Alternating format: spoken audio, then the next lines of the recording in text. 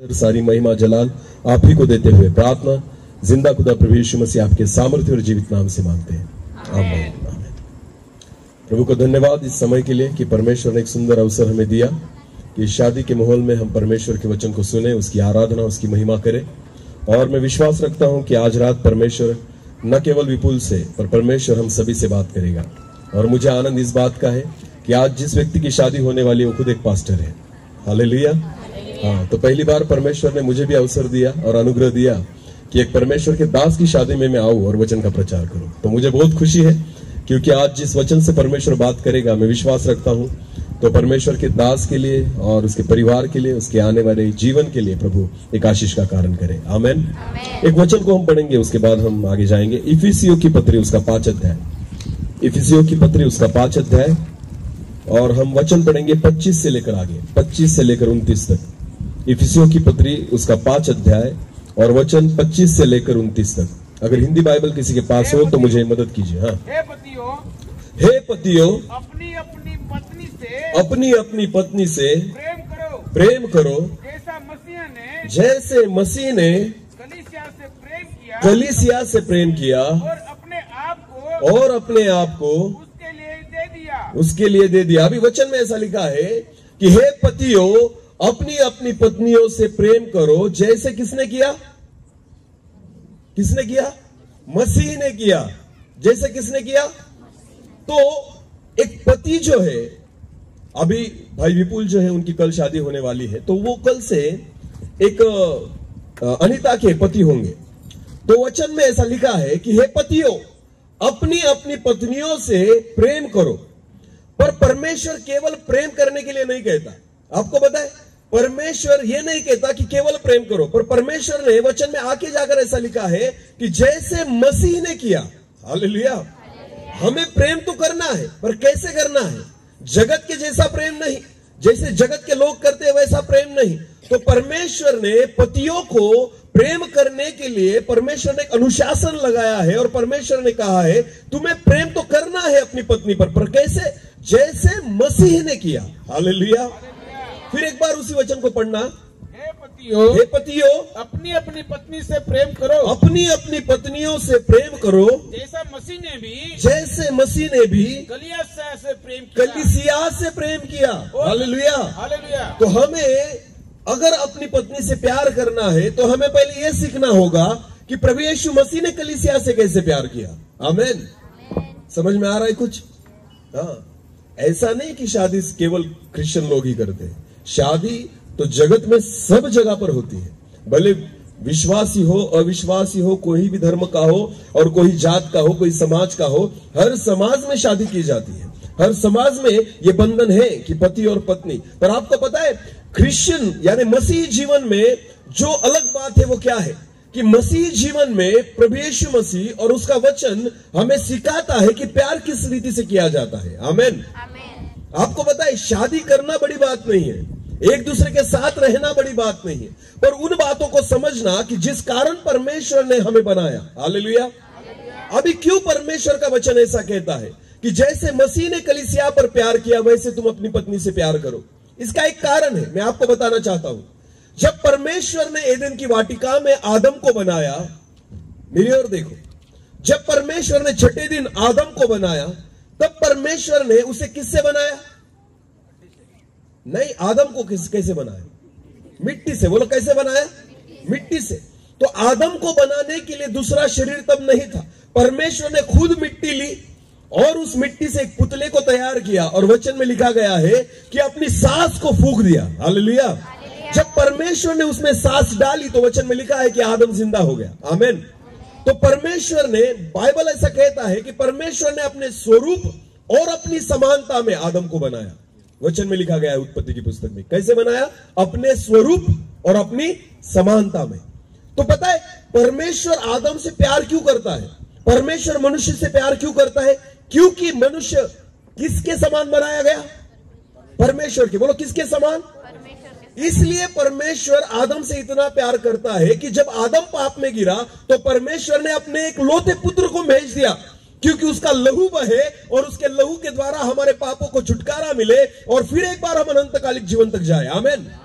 तो परमेश्वर ने अपने इकलौते पुत्र को इसलिए भेजा क्योंकि वचन में लिखा गया है, यूहन्ना रचित सुसमाचार उसका 3 अध्याय 16वां वचन, कि परमेश्वर ने जगत से इतना प्यार किया कि अपने इकलौते पुत्र को दे दिया। हालेलुया। तो पहली बात तो यह समझ लीजिए कि परमेश्वर ने जगत से प्यार क्यों किया, क्योंकि परमेश्वर ने आदम को अपने स्वरूप और समानता में बनाया था। आमीन। जो हमारा स्वरूप और समानता होती है ना, हम उससे प्यार करते हैं। अपने बच्चों से हम प्यार क्यों करते हैं? क्योंकि वो अपनी स्वरूप और समानता में। आमीन। हम दूसरों के बच्चों से प्यार नहीं करेंगे, पर खुद के बच्चों से प्यार करेंगे, क्योंकि वो हमारा स्वरूप और हमारी समानता है। हालेलुया। वैसे ही आदम परमेश्वर का स्वरूप और उसकी समानता थी, इसलिए परमेश्वर ने आदम से प्यार किया। और जब आदम पाप में गिरा तो परमेश्वर ने अपने लौते पुत्र को दे दिया। और इस कारण हमें पता चलता है कि परमेश्वर ने जगत से कैसा प्यार किया। आप कहेंगे ये शादी का माहौल है, आप ये क्यों सिखा रहे हो? मैं आपको बताना चाहता हूं कि एक पति को अपने पत्नी से किस रीति से प्यार करना चाहिए, ये आपको वचन ही सिखाएगा। आमीन। बहुत बार वैवाहिक जीवन में पति और पत्नी एक दूसरे के साथ अच्छी रीति से नहीं रहते, प्यार आप नहीं करते, एक दूसरे के साथ हमारा अच्छी तरह से रिश्ता नहीं है। इसका कारण यह है क्योंकि हम वचन को नहीं जानते। आपको पता है, जिस दिन आप परमेश्वर के वचन को समझ लेंगे तो आपको पता चल जाएगा कि हमें किस रीति से जीना है। हालेलुया। सबसे बड़ी जिम्मेदारी आदम की थी या हवा की थी? बोलो, परमेश्वर के नजर में सबसे बड़ी जिम्मेदारी आदम की थी या हवा की थी? बोलो बोलो बराबर। कौन? आदम की। क्योंकि पहले किसको बनाया? अपने स्वरूप और समानता में परमेश्वर ने किसको बनाया? आदम। आपको पता है, परमेश्वर ने सारे अधिकारों को आदम को दिया था और परमेश्वर ने कहा था, आदम उस पेड़ के फल को मत खाना। यह हवा को नहीं बताया गया, ये किसको बताया गया? आदम को बताया गया, क्योंकि परमेश्वर ने उसे प्रथम बनाया था अपने स्वरूप और समानता में। इसलिए परमेश्वर ज्यादा से ज्यादा महत्व आदम को क्यों देता है? क्योंकि परमेश्वर ने खुद आदम को बनाया है। हालेलुया। तो सबसे बड़ी जिम्मेदारी हवा की नहीं है, सबसे बड़ी जिम्मेदारी किसकी है? आदम की। आमीन। तो जितने पुरुष यहां पर बैठे हैं, ये बात आप समझ लीजिए कि परमेश्वर सबसे बड़ी जिम्मेदारी आपकी ओर देखता है और उसके बाद आपकी पत्नी है। इसलिए परमेश्वर के वचन में यह लिखा है, हे पतियों अपनी अपनी पत्नी से प्रेम करो जिस तरह से मसीह ने किया अपनी कलीसिया पर। हालेलुया। तो मैंने आपको बताया कि परमेश्वर ने मनुष्य पर प्यार इसलिए किया क्योंकि परमेश्वर ने पुरुष को अपनी स्वरूप और समानता में बनाया। पर हवा को कैसे बनाया परमेश्वर ने? हवा को कैसे बनाया? अपने स्वरूप और समानता में बनाया? नहीं। तो परमेश्वर ने हवा को कैसे बनाया? आदम क्या कर रहा था? सो रहा था। और परमेश्वर ने क्या करा? आदम की एक हड्डी निकाली, बराबर है ना, एक फसली को निकाला, एक हड्डी को निकाला और उसके द्वारा परमेश्वर ने किसको बनाया?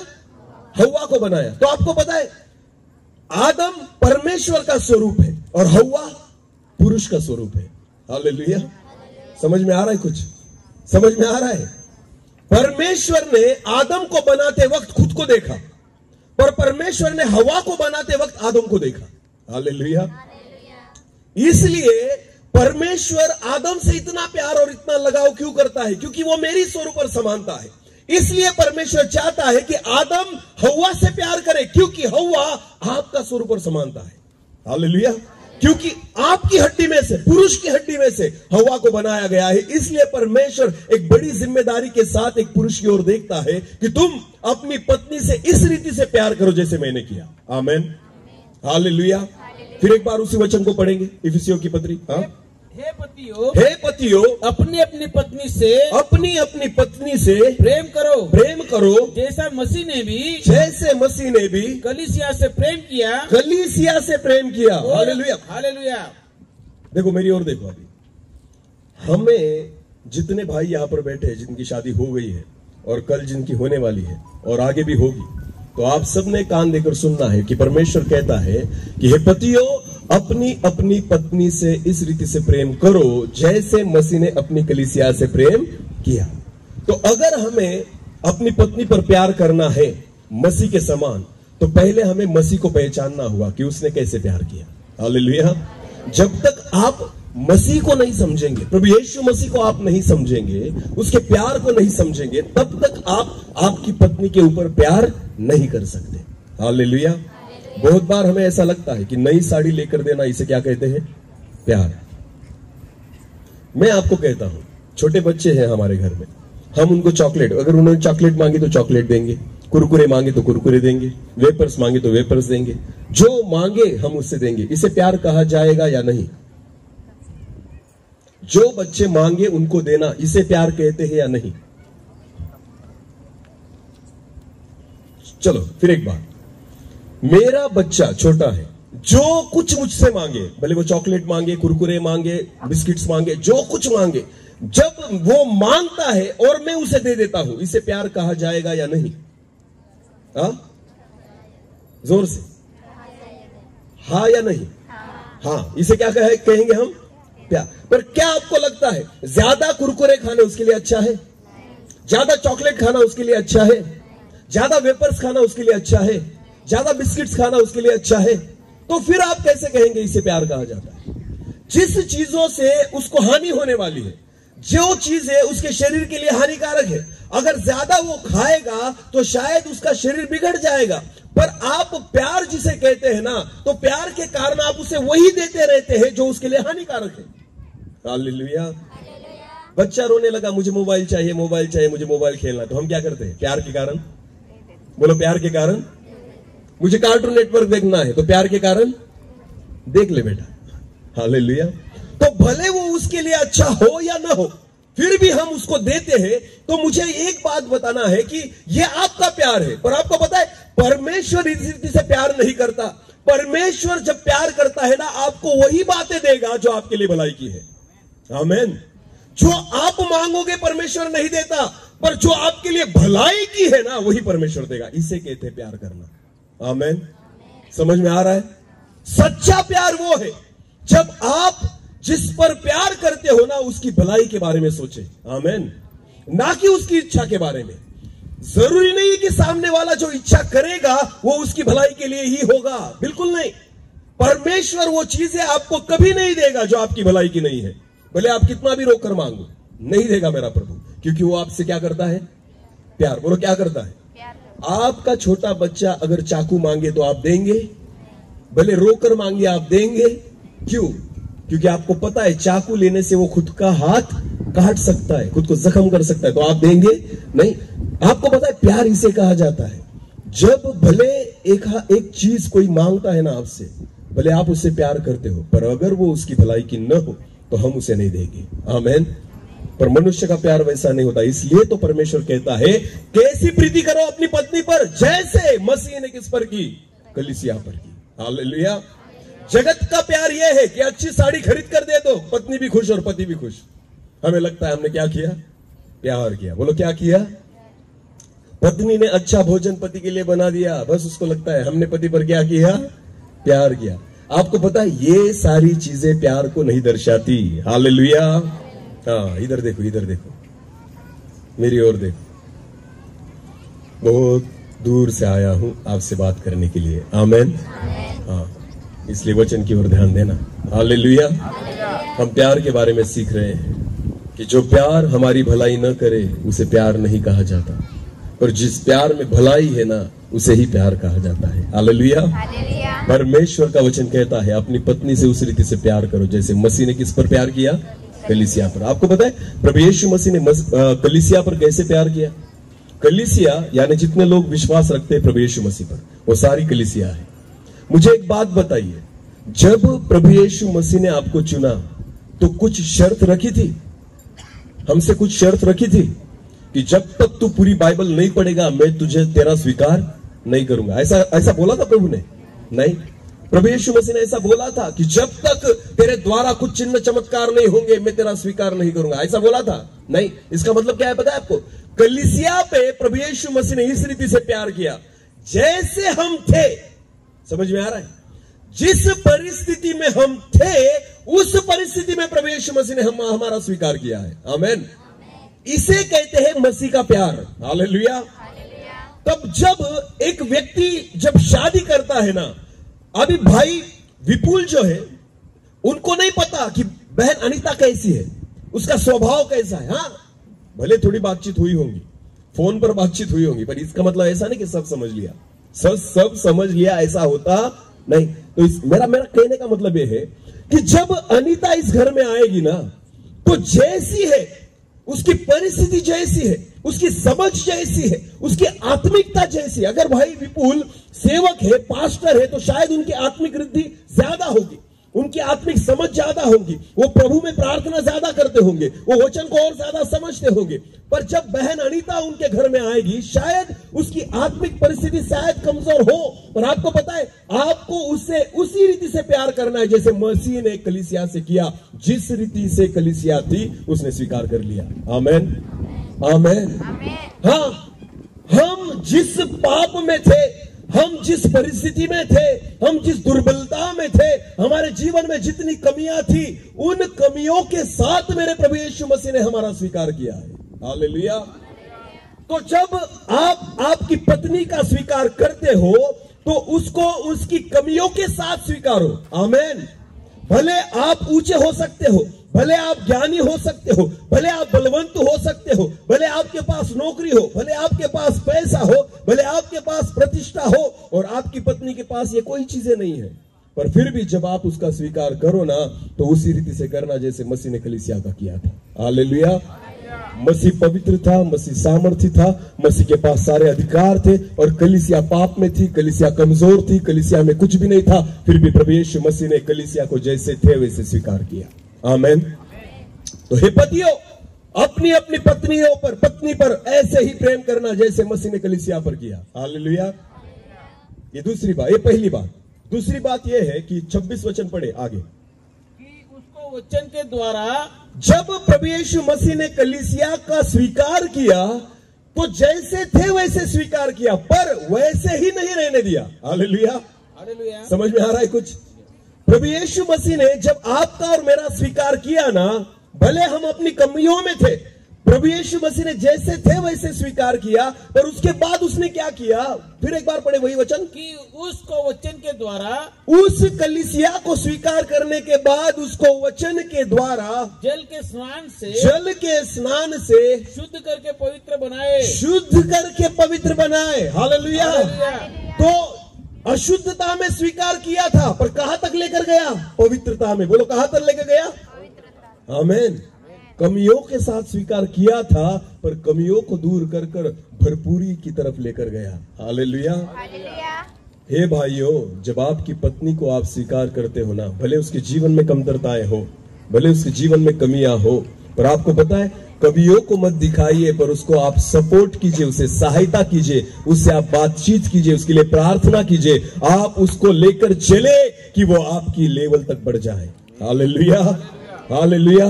प्रभु यीशु मसीह ने ऐसे ही नहीं छोड़ दिया कलीसिया को, तो वचन में लिखा है कि वचन के स्नान के द्वारा उसको शुद्ध और पवित्र किया। आगे आगे, और उसे एक ऐसी महिमा युक्त कलीसिया बनाकर प्रस्तुत करे, हाँ, जिसमें न कलंक, न झुर्री, न इनके समान कुछ हो। महिमा युक्त कलीसिया, कि जिस कलीसिया के द्वारा मेरी महिमा हो। हालेलुया। हालेलुया।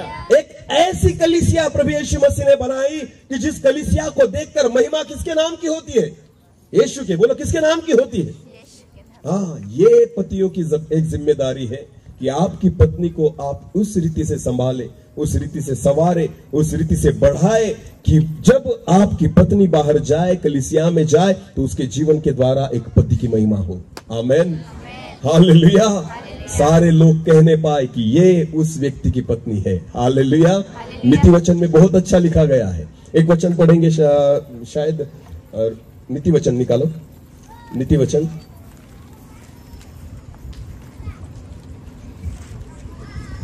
और उसका 31 अध्याय, नीति वचन उसका 31 अध्याय, हाँ, और 23 वचन को पढ़ेंगे।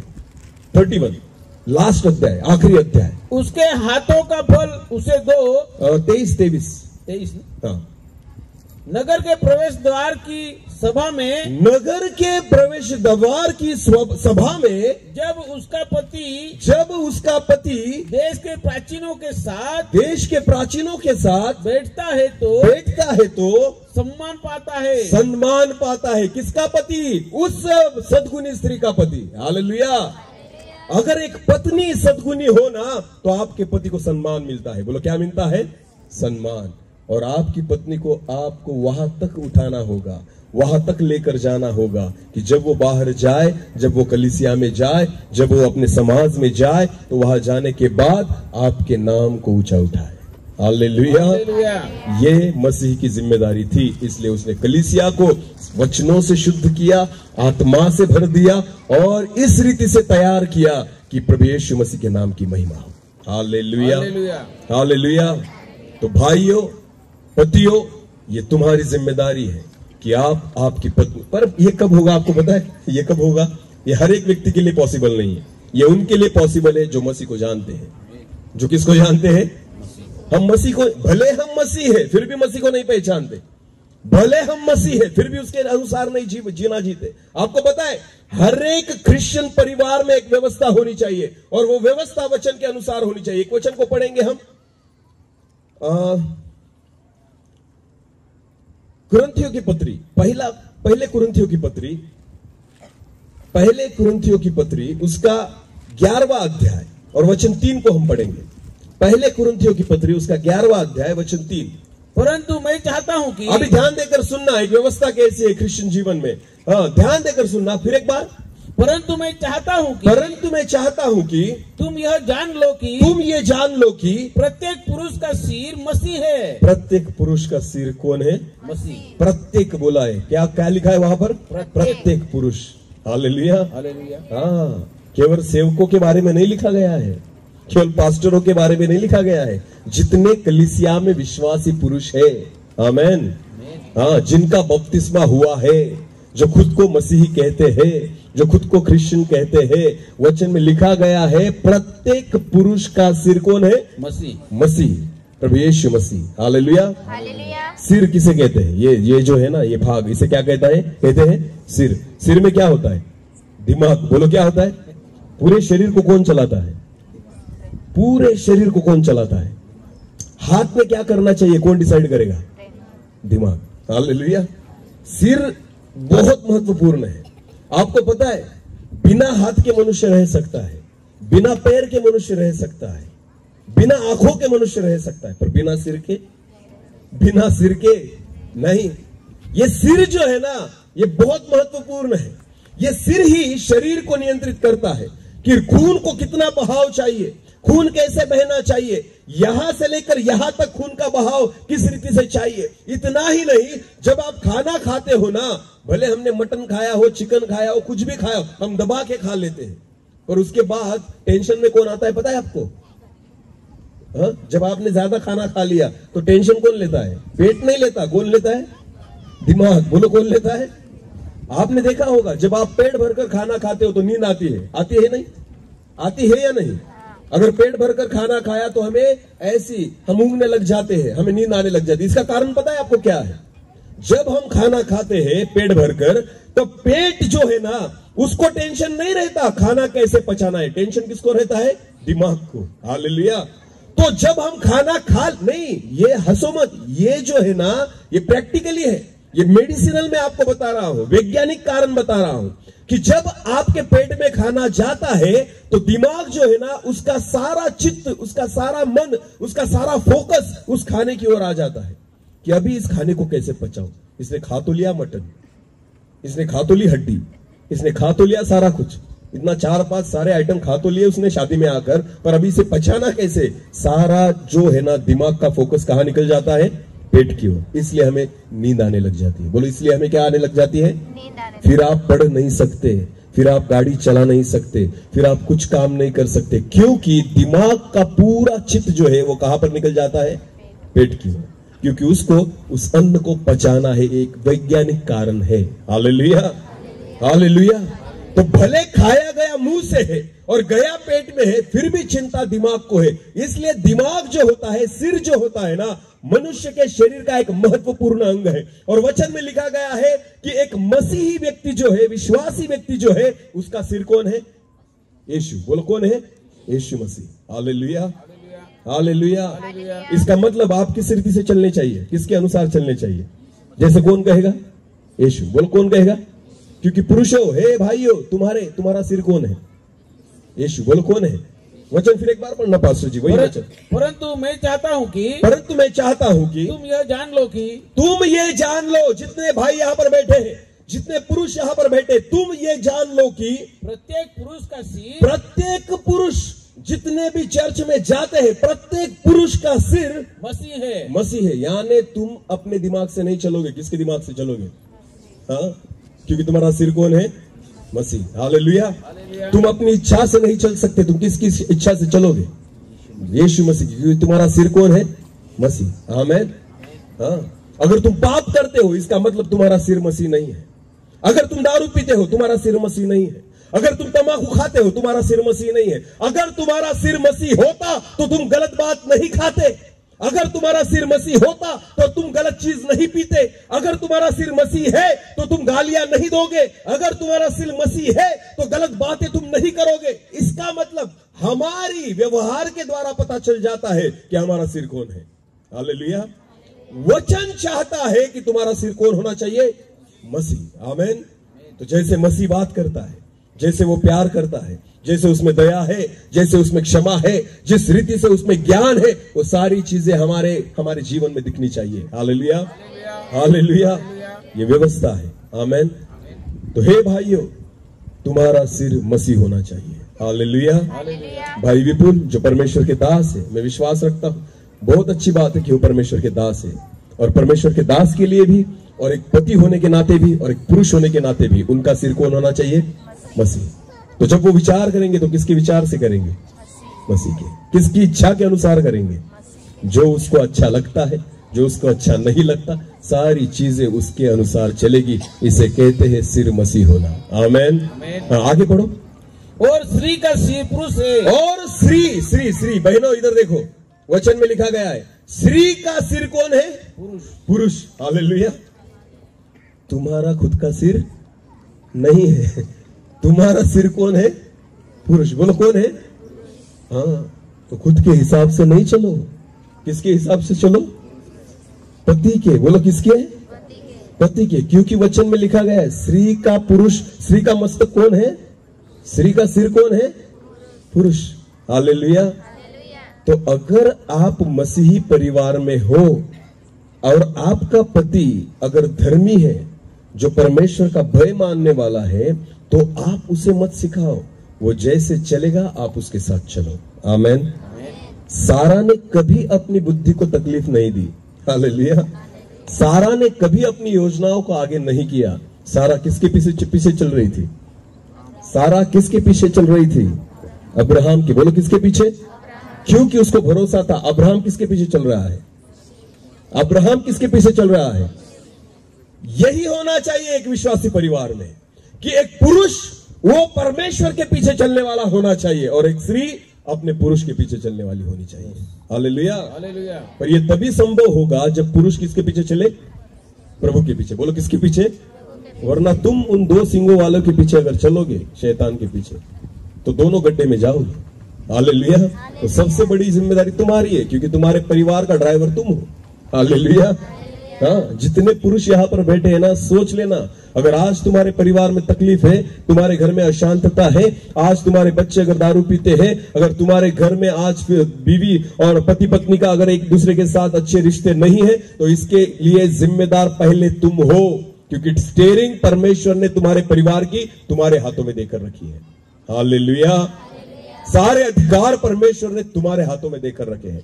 बेचारी बहन अगर अकेली भी चर्च में जाएगी ना, फिर भी तुम्हारे परिवार में शांति नहीं आ सकती, फिर भी तुम्हारा परिवार पूरी रीति से आशीष नहीं हो सकता, क्योंकि तुम्हारे परिवार में सिर तुम हो। Hallelujah, hallelujah.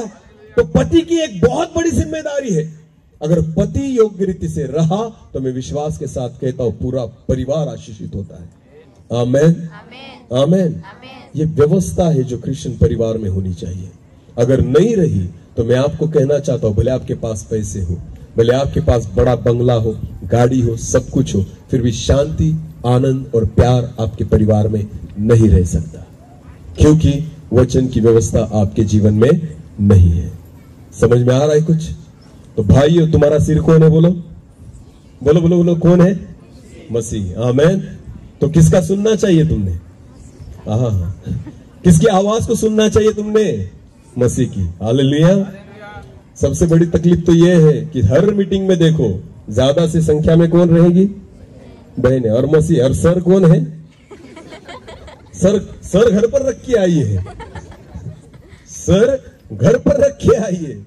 बिना सर के आप चर्च में आकर क्या करोगे? हालेलुया। सिर कहाँ है? अरे बोलो सिर कहाँ है? नवापुर के बाजार में। हाँ, मार्केट में गया सिर। हाँ, खेती कर रहा है सिर। और बहनों को बोलेगा, अपनी पत्नी को बोले तू चर्च में जाकर आ, तू उपवास मीटिंग में जा, तू प्रार्थना में जाकर आ, मुझे काम है, मुझे नवापुर जाना होगा, मुझे एक काम निपटा के आना होगा। आपको पता है बहुत सारे चर्चेस में मैं जाता हूँ, मीटिंग्स में मैं जाता हूँ, जहां जाता हूं वहां पर एक ही देखता हूं कि बहनों की संख्या अधिक और पुरुषों की संख्या कम, यानी बिना सिर की बहनें बैठी है। हालेलुया। तो ना तो तुम्हारा फायदा है ना तो उनका फायदा है। जो आया नहीं उसका तो फायदा होगा नहीं। और बिना सिर के आप आकर कौन सा बड़ी बात करने वाले हो? क्योंकि आपका सिर कहां रह गया? घर पे। हालेलुया। मैं बहुत बार कहता हूं गलत प्रार्थना बिल्कुल मत करना चर्च में। जब हम भेंट पात्र लेते हैं, दान डालते हैं प्रभु के लिए, तो बहुत बार हम प्रार्थना करते हैं, हे प्रभु जिन्होंने दिया उनको आशीषित कर, और जो नहीं दे पाए उनको आशीषित कर। मैं हर बार कहता हूं प्रभु बिल्कुल नहीं आशीष करेगा। जो देगा वही आशीषित होगा, जो नहीं देगा आप कितना भी चिल्लाओ नहीं आशीषित होगा। जो है वो दो। आमेन। जो है वो दो। एक विद्वान है, उसके पास जितना था सारा डाल दिया, पर प्रभु ने कहा धनवानों से अधिक उसने दिया है। हालेलुया। धनवानों से अधिक उसने दिया है, प्रभु यीशु मसीह ने कहा। हालेलुया। तो केवल देने वाला ही आशीषित होता है। बिल्कुल गलत प्रार्थना मत करना। उसके बाद मैंने ऐसी भी प्रार्थना सुनी, हे प्रभु आज रविवार की भक्ति है, जो लोग आए हैं उनको आशीषित कर, जो नहीं आ सके उनको भी।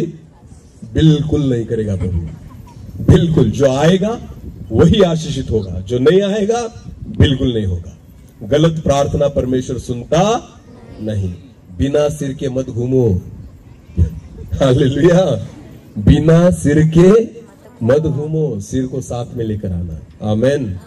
तभी तुम्हारा परिवार आशीषित होगा, क्योंकि वचन में लिखा गया है कि एक पुरुष का सिर कौन है? मसीह। और एक स्त्री का सिर कौन है? पुरुष। हालेलुया। ये व्यवस्था अगर आपके जीवन में नहीं रही ना, तो मैं आपको कहना चाहता हूं कभी भी आपका परिवार पूरी रीति से उन आशीषों को नहीं प्राप्त कर सकता जो परमेश्वर आपको देना चाहता है। आमेन। अब्राहम को देखिए, अब्राहम को परमेश्वर ने कहा है, अब्राहम मैं तुझे कहता हूं कि तू जा, अपने घरदार को छोड़, अपने रिश्तेदारों को छोड़, सारी चीजों को छोड़, और मैं कहता हूं उस देश में निकल जा, तेरे द्वारा मैं एक बड़े राष्ट्र को निर्माण करूंगा। आमेन। तो अब्राहम ने सारा को पूछा, सारा प्रभु ऐसे कह रहा है कि सारा सब कुछ छोड़ दे और मेरे पीछे हो ले, क्या लगता है तुझे जाएंगे? तो सारा क्या कहती? पागल हो गया, ये घर बना बनाया घर छोड़कर तंबू में रहेंगे, इतनी प्रॉपर्टी यहां पर इकट्ठा की है, ये छोड़कर अभी नया संसार बनाएंगे? बिल्कुल नहीं। आपको पता है अब्राहम ने सारा को पूछा नहीं, वो किसके पीछे चल गया? वो किसके पीछे चलने लग गया? परमेश्वर की, क्योंकि उसको पता था परमेश्वर ने अगर कहा है तो पूरा करेगा। आमेन। तो अब्राहम ने भरोसा किस पर रखा? परमेश्वर। और सारा ने भरोसा किस पर रखा? अब्राहम पर, कि इसने जिस परमेश्वर पर भरोसा रखा है ना, सच ये परमेश्वर आशीषित करेगा। आमेन। आमेन। तो अब्राहम सारा को नहीं पूछता, पर सारा अब्राहम पर विश्वास रखती है। ये होना चाहिए मसीह परिवार। आमेन। कि एक पुरुष परमेश्वर का भय मानकर चले, एक पुरुष परमेश्वर पर विश्वास और भरोसा रखकर चले। मैं विश्वास के साथ कहता हूं आपकी पत्नी आपके साथ भरोसे के साथ चलेगी। आमेन। और ऐसा परिवार 100% आशीषित होगा। हालेलुया। ऐसी ही व्यवस्था एक परिवार में होनी चाहिए। जिस परिवार में मस्तक या सिर स्त्री है, स्त्री अगर कहेगी मैं जो कहूंगी वही होगा, समझ लेना उस परिवार का कभी भला नहीं होगा, नहीं हो सकता। वचन में है। हालेलुया। वचन में लिखा गया है, अहाब एक राजा था इजराइल का। अहाब एक इजराइल का एक सामर्थी राजा था। उसकी पत्नी कौन थी? इजबेल। बोलो कौन थी उसकी पत्नी? इजबेल। इजबेल की एक आदत थी कि मैं जो कहूंगी ना वही होगा। अहाब तू नहीं, मैं जो कहूंगी वही तुझे करना पड़ेगा। और आपको पता है, आप पढ़ो वचन में, सबसे अगर श्रापित परिवार अगर कोई हो वो अहाब का परिवार है, क्योंकि वहां पर सारे निर्णय जो थे वो अहाब ने नहीं किए, सारे निर्णय किसने किए? इज़बेल ने किए। बोलो किसने किए? इज़बेल ने किए। वो परिवार कभी आशीषित नहीं हुआ, कभी आशीषित नहीं हुआ। वचन के बाहर निकलकर आप कुछ भी करोगे ना, मैं आपको विश्वास के साथ कहना चाहता हूं, कुछ भी आशीषित नहीं होगा। बहनों, पति के अधीन रहो, और भाइयों, प्रभु के अधीन रहो। आमेन। अगर तुम प्रभु के अधीन नहीं रहे तो ये तुम्हारे अधीन रहकर क्या करेगी? हाँ, तुम्हारे हाथों में अगर परिवार की स्टीयरिंग परमेश्वर ने दी है ना, तो ये तुम्हारी जिम्मेदारी है कि पूरे परिवार को स्वर्ग की तरफ लेकर जाओ। हालेलुया। अनंतकालीन जीवन की तरफ लेकर जाओ, क्योंकि परमेश्वर तुम पर भरोसा रखता है और तुम्हें बहुत बड़ी जिम्मेदारी परमेश्वर ने दी है। हालेलुया। तो जब तुम तुम्हारी जिम्मेदारियों को समझोगे, तुम्हारा परिवार आशीषित होगा। हालेलुया। तो भाई विपुल, जो स्त्री प्रभु ने आपके लिए रखी है, अनीता, जब वो आपके परिवार में आएगी, कलीसिया के समान उसका स्वीकार करना जैसे मसीह ने किया। हालेलुया। भले वो ज्ञान में कम हो, आत्मा में कम हो, वचन में कम हो, विश्वास में कम हो, जिस रीति से आई आप उसका स्वीकार करना, पर वैसे ही मत रहने देना जैसे मसीह ने जब कलीसिया का स्वीकार किया, उसको वचन में बढ़ाया, उसको विश्वास में बढ़ाया, उसको आत्मा में बढ़ाया, उसको दानों वरदानों में बढ़ाया। यही आपकी जिम्मेदारी है। आमेन। जब प्रभु आपके लिए, जिस पत्नी को प्रभु ने आपके लिए रखा है, जब वो आपके जीवन में आएगी, तो आपकी जिम्मेदारी बढ़ जाएगी कि एक सिर होने के नाते आपको उसको बढ़ाना है। हालेलुया। उसके आत्मिक जीवन को बढ़ाना है, उसके आत्मिक स्तर को बढ़ाना है, जैसे मसीह ने कलीसिया को बढ़ाया। हालेलुया। और इसे ही प्यार करना कहते हैं। आमेन। जैसे मसीह ने प्यार किया कलीसिया से, वैसे हे पतियों, तुम भी अपनी पत्नी से क्या करो? प्रेम करो। आमेन।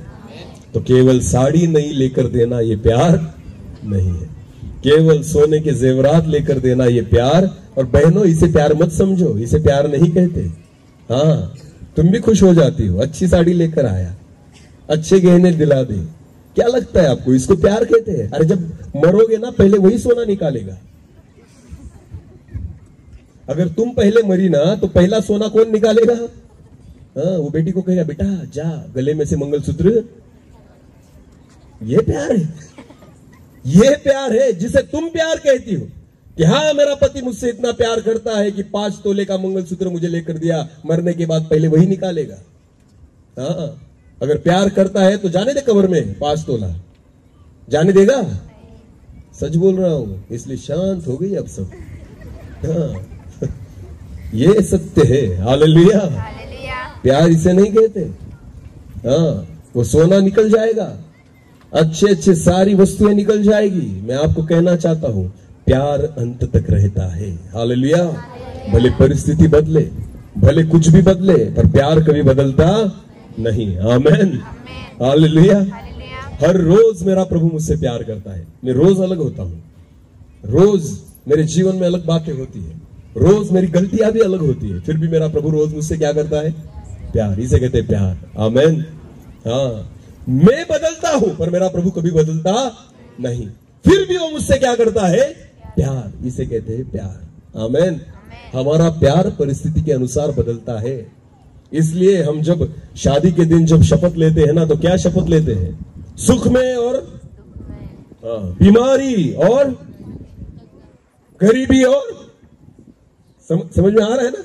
हाँ, ये सारी शब्दें यहां पर ली जाती है, क्योंकि प्रभु को भी पता है ये बदल जाएंगे।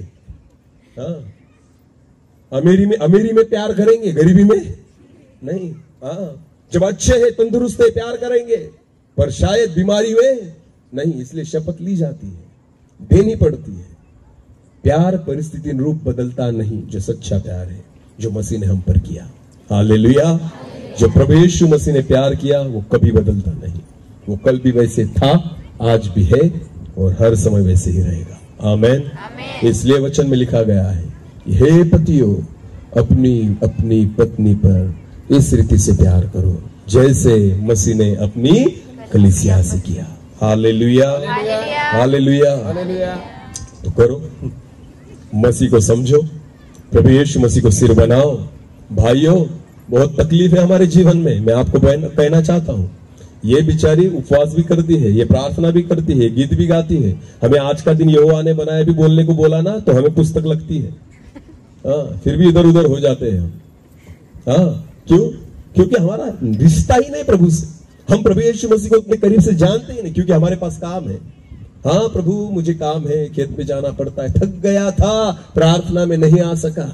दिन भर काम करता हूं इसलिए प्रार्थना नहीं कर सकता। दिन भर मेरी जिम्मेदारियां बहुत सारी है इसलिए मीटिंग में नहीं आ सका। हमारे पास बहुत सारे ऑप्शंस है, पर मैं आपको कहना चाहता हूं, अगर सिर ठिकाने पर नहीं तो परिवार ठिकाने पर नहीं रह सकता। तो सिर कौन है? पुरुष। बोलो, सिर कौन है? पुरुष। अगर तुम ही ठिकाने पर नहीं रहे तो पूरा परिवार ठिकाने पर नहीं। पागल व्यक्ति को गाड़ी चलाने को दो, क्या बैठोगे गाड़ी में? क्यों? क्यों? उसका दिमाग घूम चुका है। हालेलुया। वो तो मरेगा और जितने बैठे उनको भी साथ लेकर जाएगा। हालेलुया। तो सिर ठिकाने पर होना बहुत जरूरी है। हालेलुया। गाड़ी चलानी आती है इसका मतलब ऐसा नहीं है कि आपकी आंखों पर पट्टी बांध दो और कहो कि गाड़ी चला। हाँ मैं चला तो सकता हूं पर कहाँ भी ठोक दूंगा। समझ में आ रहा है कुछ? बस में बैठो आप और अच्छे ड्राइवर को आपने चुना कि ये ड्राइवर बस चलाएगा, ठीक है। आप सारे लोग बस पर बैठ गए और ड्राइवर की आंखों पर पट्टी बांध दो, क्या आप बस में बैठे रहोगे? क्यों? वो तो चला सकता है फिर भी गाड़ी, पर क्यों नहीं बैठेंगे? क्योंकि उसको कुछ दिखता, ये क्या करेगा? ठोक देगा, और ठोकेगा, खुद भी मरेगा और हमको भी मारेगा। आपको पता है जो लोग मसीह को नहीं जानते, नहीं पहचानते, जिनका सिर मसीह नहीं है ना, आंखों पर क्या बांध ली उन्होंने? पट्टी। उनको कुछ भी नहीं दिखता। हाँ, इसलिए उनकी गाड़ी इधर उधर जाकर ठोकती रहते हैं। हाँ, आपको पता है अगर आपके परिवार में शांति, आनंद, आशीष सारी भरपूरी चाहिए ना, सिर को ठीक करो, व्यवस्था को ठीक करो। पुरुष भाई जितने हैं ना, आपका सिर मसीह है, तो आपको मसीह से सीखना होगा, मसीह से बोलना होगा, मसीह के साथ जुड़े रहना होगा। जैसे मसीह चाहे वो आपको चलाएगा। आमेन। और तब जाकर आप आपकी पत्नी पर प्यार कर सकते हो, तब अपनी जिम्मेदारियों को आप अच्छी तरह से निभा सकते हो, अन्यथा नहीं। इसलिए व्यवस्था में आ जाइए। Hallelujah, hallelujah. हाँ, जैसे पत्नी है वैसे उसका स्वीकार करो। आमेन। उससे प्यार करो, और वो वैसे ही नहीं रहनी चाहिए। सच्चा प्यार वो है जब वो अपेक्षा करे कि तू जैसे मैं हूं ना वैसे तू भी होनी चाहिए। हालेलुया। जैसा मेरा विश्वास है तेरा भी होना चाहिए। जैसे मुझ में ज्ञान है तुझ में भी होना चाहिए। जैसे मुझ में योग्यता है तुझ में भी होनी चाहिए। हालेलुया। इसे प्यार कहा जाता है। आमेन। तो मैं विश्वास रखता हूं कि भाई विपुल और जिसके साथ उनकी शादी होने वाली है अनीता, आज वो अकेले सेवा कर रहे हैं, और आने वाले दिनों में दोनों साथ खड़े होकर प्रभु की सेवा करेंगे। बोला आमेन, बोला आमेन। हाँ, उनके कंधे से कंधा मिलाकर वो जो बहन है, वो अनीता जो है, वो उनके साथ खड़ी होकर उनकी सेवा में उनकी मदद करेगी। तब जाकर पता चलेगा कि सच में जैसे मसीह ने अपनी कलीसिया पर प्यार किया और उसकी उन्नति की थी, वैसे ही भाई विपुल भी अपनी पत्नी के ऊपर प्यार करे और उसकी आत्मिक उन्नति कर कर उस तरीके से उसकी आत्मिक उन्नति करे कि वो उनके कंधे से कंधा मिलाकर प्रभु की सेवा कर पाए। हालेलुया। इसे प्यार कहा जाता है। आमेन। ना कि तू काम कर, तो सारी जिम्मेदारियां पूरी कर, कपड़े वगैरह धो, बस बाकी कुछ नहीं। और इसे प्यार नहीं कहा जाता जब आप सामने वाले व्यक्ति की भी आत्मिक उन्नति चाहते हो। आमेन। कि वो बढ़े, उसमें कुछ ना कुछ नया कुछ तो हो, उसके जीवन के द्वारा मुझे महिमा मिले। हालेलुया। जैसे मसीह को महिमा उसकी कलीसिया के द्वारा मिलती है, वैसे पत्नी के द्वारा पति को महिमा मिलनी चाहिए। आमेन। तो तुम्हारा बोलना, तुम्हारी चाल चलन, जो कुछ भी होगा ना, ऐसी होनी चाहिए कि तुम्हारे पति के नाम को लोग ऊंचा उठाए। हालेलुया। जैसे कलीसिया के द्वारा मसीह के नाम को ऊंचा उठाया जाता है। आमेन।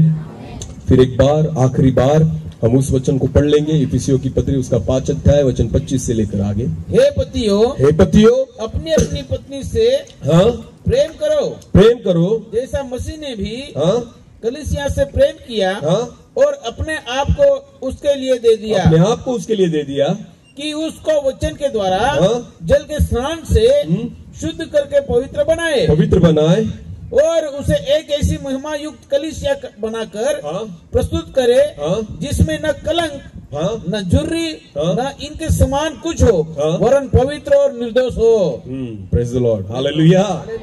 हाँ, तो ये सब हमारे जीवन में होना चाहिए, तब जाकर सच्चा प्यार समझ में आएगा। हालेलुया। एक आखिरी वचन को पढ़ेंगे, उसके बाद हम समाप्त करेंगे। एक वचन को पढ़ेंगे क्योंकि ये सारी बातें तभी हो सकती है जब ये बात होगी। पहले कुरिन्थियों की पुस्तक उसका 7 अध्याय, पहले कुरिन्थियों की पत्री उसका 7 अध्याय और वचन 3 को हम पढ़ेंगे। पहले कुरिन्थियों की पत्री उसका 7 अध्याय वचन 3। पति अपनी पत्नी के प्रति, अभी देखा था, पति अपने पत्नी के प्रति और इसी प्रकार पत्नी अपने पति के प्रति पति के प्रति कर्तव्य निभाए। आपको पता है मराठी में बहुत अच्छा लिखा गया, हक दे। क्या लिखा गया है? हक दे। एक दूसरे को अपना क्या दे? हक दे। हालेलुया। अधिकार होना चाहिए एक दूसरे के ऊपर। क्या होना चाहिए? अधिकार। जब तक मेरे शरीर के ऊपर अधिकार नहीं, मैं शरीर के लिए कुछ नहीं कर सकता। हालेलुया। मुझे एक बात बताइए, मेरी ओर देखिए। अगर किसी ने सामने से मेरे सिर पर पत्थर मारकर फेंका तो मैं क्या करूंगा? उस पत्थर को दूर करने के लिए या खुद को बचाने के लिए, खुद के सिर को बचाने के लिए क्या होगा? मैं क्या करूंगा? सामने क्या आएगा?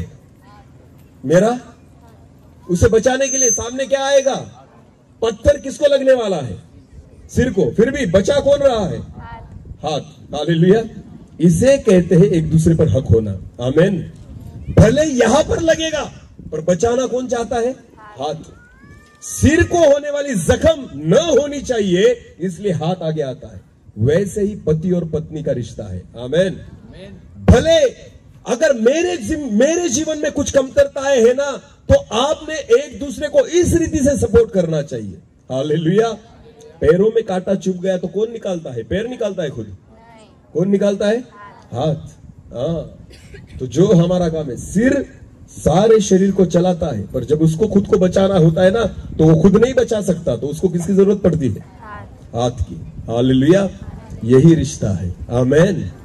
तो एक दूसरे को अपना हक दो। बोलो क्या दो? हक दो। जब आप एक दूसरे को हक दोगे तभी जाकर ये सारी चीजें होगी। आमीन। तभी जाकर आपका रिश्ता गहरा होगा। अगर हक ही नहीं दिया, जा तुझे जो करना है तू कर, मुझे जो करना है मैं करूंगी, बिल्कुल आपका परिवार आशीषित नहीं हुआ। एक दूसरे को हक देना। आमीन। पूरी रीति से एक दूसरे को हक देना। मुझे हक है तुझ पर और तुझे हक है मुझ पर। आमीन। इसे कहते हैं खुद पर हक देना। जब आप हक दोगे तब काम होगा। आमीन। अगर प्रभु यीशु मसीह को मैंने खुद को सौंप दिया ना, तो प्रभु मुझे बना सकता है, तैयार कर सकता है। मैंने उसको हक ही नहीं दिया तो प्रभु मेरे जीवन में कुछ नहीं कर सकता। आमीन। हालेलुया। ये मैं डिसाइड नहीं करता कि सेवा कैसी करनी है, ये कौन डिसाइड करता है? खुदा। हालेलुया। तो मैंने उसको हक दे दिया, प्रभु तुझे जैसे मुझे यूज करना है तू कर। इसे कहते हैं हक देना। हालेलुया। हालेलुया। प्रकाशित वाक्य यूहन्ना को कहां मिले, ये खुद यूहन्ना ने डिसाइड नहीं किया, ये परमेश्वर ने ठहराया कि पतमुस नाम के टापू पर मैं तुझे भेजूंगा, वहां पर तुझे प्रकाशित वाक्य मिलेगा। आमीन। आमीन। हक देना कि प्रभु तू जो करेगा अच्छा ही करेगा। हालेलुया। एक दूसरे को हक दो, भरोसा रखो, तब जाकर आपका वैवाहिक जीवन आशीषित होगा और आपकी उन्नति होगी, अन्यथा नहीं। ये है पति पत्नी का जीवन। जैसे मसीह ने कलीसिया पर प्यार किया, हे पतियों अपनी अपनी पत्नी पर क्या करो? प्यार करो। आमीन। जैसे है उसका स्वीकार करो, पर उसी परिस्थिति में मत रखो, उसे आत्मिकता में बढ़ाते लेकर जाओ। बहुत बड़ी जिम्मेदारी पतियों के लिए, भाइयों के लिए, पुरुषों के लिए परमेश्वर ने दी है। मैं विश्वास रखता हूं कि इस वचन के द्वारा भाई विपुल और जितने भाई और जितने पुरुष यहाँ पर बैठे हैं, हर एक व्यक्ति उस वचन को विश्वास रखकर चलने के लिए प्रयास करे और उसके द्वारा हमारा परिवार आशीष का कारण बने। अपनी आंखों को बंद करेंगे, इस समय हम प्रार्थना में जाएंगे। धन्यवाद पिता। प्रभु जी, मैं आपको धन्यवाद देता हूं। हमारे परिवार की व्यवस्था आपके वचन के अनुसार हो, यह आपकी इच्छा है प्रभु। तब जाकर ही हमारा परिवार आशीषित होगा। और इसलिए पिता, जैसे वचन में लिखा है कि प्रत्येक पुरुष का सिर मसीह है, और स्त्री का सिर पुरुष है। जब इस व्यवस्था में हम आ जाते हैं प्रभु, तब हमारा परिवार आशीषित होने लग जाता है। जैसे अब्राहम परमेश्वर के पीछे चला और सारा अब्राहम के पीछे चली, वैसे ही उस व्यवस्था में चलने के लिए आज पूरे परिवार को आप सहायता कीजिए। छोटे से कोरस के साथ हम जुड़ जाएंगे परमेश्वर के साथ और एक प्रार्थना में जाएंगे और समाप्त करेंगे। Thank you Jesus. धन्यवाद पिता, आज आपके वचन के द्वारा आपने हमसे बात की है प्रभु। हम हर एक व्यक्ति आपसे जुड़े प्रभु, हम आपकी ओर देखे, आपको समझे प्रभु। हमारे परिवार की व्यवस्था आपके वचन के अनुसार होने पाए, ऐसे में प्रार्थना करता हूं। अगर आज हमारे परिवार में शांति नहीं है, हमारे परिवार में प्यार नहीं है, हमारे रिश्तों में प्यार नहीं है, तो इसका कारण हम हैं। क्योंकि प्रभु एक पुरुष होने के नाते आज मेरा सिर मसीह नहीं है और इसलिए ही मेरे परिवार में आज अशांतता है। मैं प्रार्थना करता हूं जितने भाई यहां पर बैठे हैं प्रभु जी, वो आपको अपना सिर बना ले, ऐसा होने दीजिए प्रभु, कि वो आपसे सुनने पाए, आपकी इच्छा को पूरी करने पाए, ऐसा होने दीजिए पिता। क्योंकि आदम को आपने बड़ी जिम्मेदारी दी, क्योंकि पहले आदम को आपने अपने स्वरूप और समानता में बनाया। धन्यवाद प्रभु जी, धन्यवाद प्रभु। हमें आप जो कुछ आपने दिया है योग्यता से बढ़कर दिया है, और प्रभु हम आपको धन्यवाद दें उसके लिए और आपसे जुड़े रहे, ऐसा होने दीजिए प्रभु जी। धन्यवाद, धन्यवाद। आदम के लिए सुंदर एक स्त्री को आपने बनाया, हव्वा को आपने बनाया और आप उसके पास उसको लेकर आए।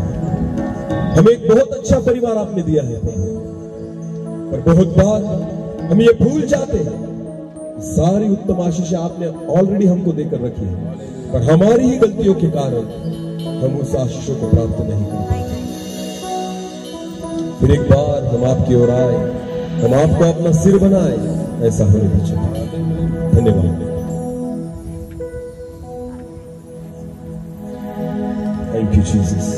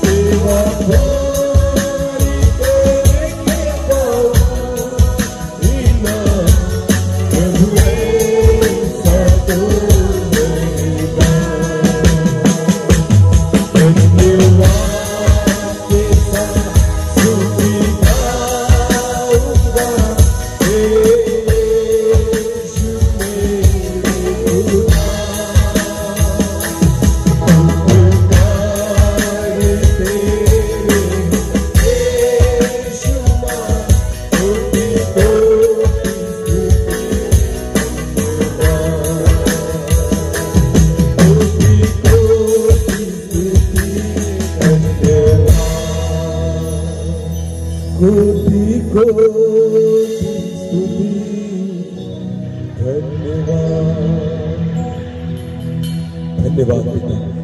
प्रभु जी जो कुछ आपने हमें दिया है योग्यता से बढ़कर दिया है, और इसलिए पिता हर समय हम आपसे जुड़े रहे, हम आपको धन्यवाद दें पिता।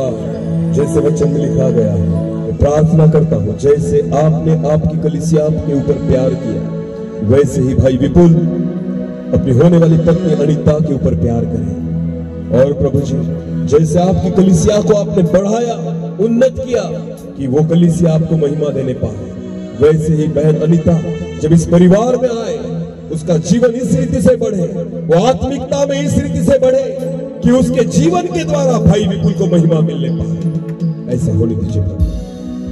आपके दास के साथ प्रभु खड़े रहकर वो आपकी सेवा में भागी बने, ऐसा होने दीजिए। इस परिवार को आप आशीषित कीजिए। धन्यवाद फिर एक बार आपके वचन के लिए, केवल सुनने वाले नहीं वरन वचन के अनुसार चलने वाले हम बने, ऐसा होने दीजिए। सारा आदर, सारी महिमा, जलाल आप ही को देते हुए प्रार्थना जिंदा खुदा प्रभु यीशु मसीह आपके सामर्थ्य और जीवित नाम से मांगते हैं, आमीन।